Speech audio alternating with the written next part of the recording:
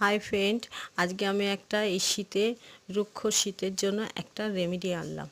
রেমেডিটার মধ্যে হচ্ছে চালের গুঁড়ো, লেবু, বেসন, মধু আর এই ডিমের সাদা অংশ। এগুলো তিনটে মিশ্রণ একসঙ্গে করে একত্রিত করে এটাকে নেওয়া হলো। এটা আমাদের শীতের জন্য খুব উপকারিত।